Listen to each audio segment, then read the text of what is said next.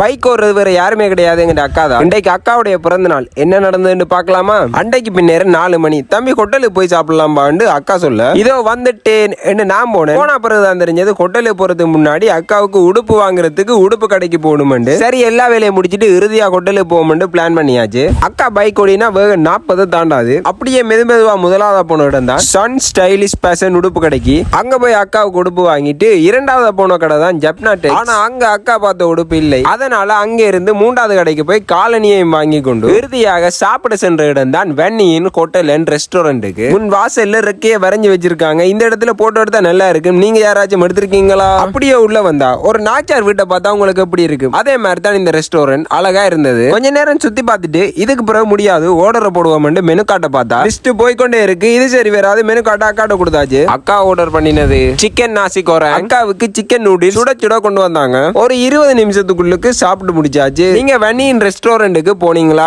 Comment பண்ணிட்டு போங்கப்பா. Sponsor by அக்காவுக்கு பிறந்தநாள் வாழ்த்துக்கள். ஒரு மாசத்துக்கு முன்னாடி இதே ரெஸ்டாரண்ட்டுக்கு நானும் அக்காவும் சாப்பிட வந்தாங்க. சாப்பிட்டது ஹைதராபாத் மட்டன் பிரியாணி, பன்னீர் பிரியாணி, ஒரு தண்ணி போத்தல். மொத்த பில் 3355 ரூபாய் வந்தது. சரி அக்கா பில் பே பண்ணிட்டாங்க. அப்படியே அக்காவே வீட்டை விட்டுட்டு வந்துட்டு நானும் வந்துட்டேன் வீட்டுக்கு. நம்மளுடைய சேனலை ஃபாலோ பண்ணி வச்சிருங்க. வேறொரு காணொலியில சந்திக்கலாம். நான் உங்கள் ஜோகி. நன்றி.